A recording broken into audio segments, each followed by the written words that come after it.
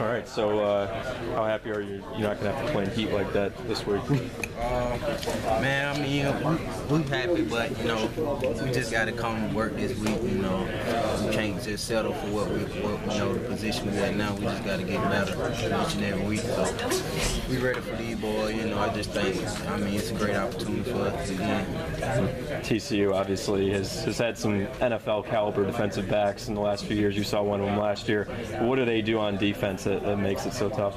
Nothing really. I mean, they just, you know, we really ain't watched film on them yet. So today, that's when we start watching film on them, and then, you know, we can go from there and see how they play. And we just gotta adjust.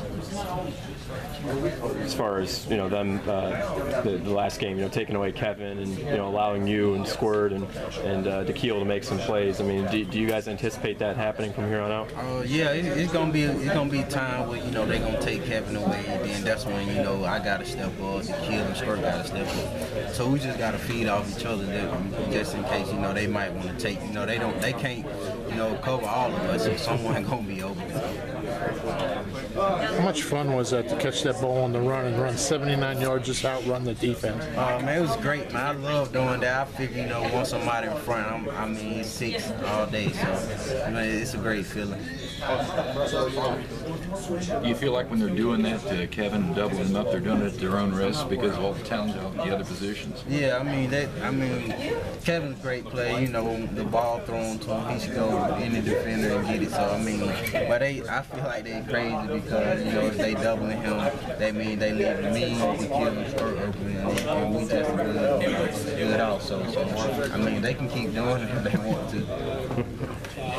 Lonnie was saying that he wants to see the blocking with the receivers, you know, get a little better here in the next few weeks. I guess how do you guys, you know, get better at that? Oh, we just, you know, in practice we just, you know, try to stay on our blocks down the field. You know, it's kind of complicated because you don't know what a running back gonna bounce it out. I mean, you don't know, so just like when you got a chance, just block every chance you get. When you got as shifty of running backs as this team has, I mean, does that make it a little bit more difficult? Yeah, it is, because, you know, they be all over the place. They'll break and run. I mean, you just got to, like I said, you got to stick to it, man. Especially with the heat you guys played in, how important was that to have a stable running backs like that to be able to rotate the ball around and have a bunch of guys run it, because, you know, it seemed like throwing the ball was kind of out of the question there. Yeah, I mean, having that running game that we have, you know, it opened up, you know, the passing game. So, I mean, they kind of took away our passing game a little bit. That's why we got the backs we got. I mean, they came in and did a great job. Both of these teams, WVU and TCU, having such high scoring capabilities. How big is special teams in your mind this week in a game like this?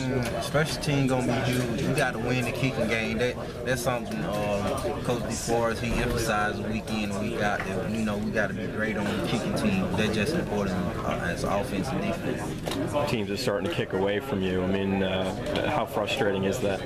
It can get frustrating, but, you know, Shelton, I think he'll be a pretty good return, you know, in the near future. So I mean, I got to block for him. You know, if he don't kick, if he don't come to me, I just got to do my part on blocking.